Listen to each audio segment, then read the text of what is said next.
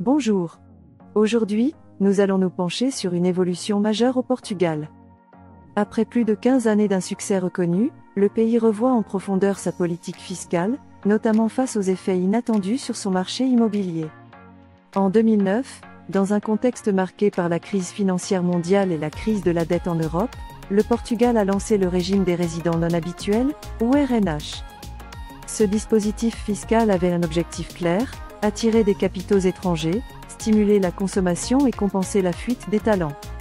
Il offrait des avantages significatifs: une exonération d'impôts sur les revenus de sources étrangères pendant 10 ans, qu'il s'agisse de pensions, de dividendes, d'intérêts ou de revenus du capital.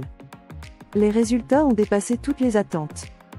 Entre 2009 et 2023, plus de 40 000 personnes ont bénéficié du régime.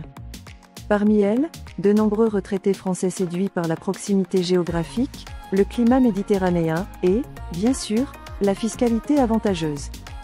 Cet afflux a représenté plusieurs milliards d'euros injectés dans l'économie.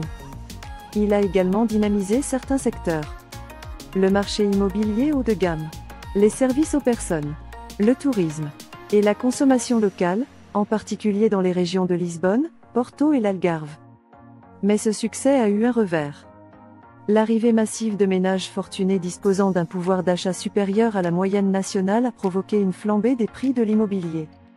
Dans certaines zones, les prix ont augmenté de plus de 50% entre 2015 et 2022. Cette inflation a rendu l'accession à la propriété extrêmement difficile pour les jeunes Portugais et les familles de classe moyenne. Dans les grandes villes, beaucoup ont été repoussés vers les périphéries. La gentrification s'est accélérée, transformant des quartiers populaires en zones résidentielles réservées à une clientèle internationale aisée. Ce phénomène a alimenté un sentiment d'injustice et accru les tensions sociales. Face à cette situation, le gouvernement portugais a dû réagir. En 2023, il a annoncé la fin progressive du régime RNH pour les nouveaux demandeurs.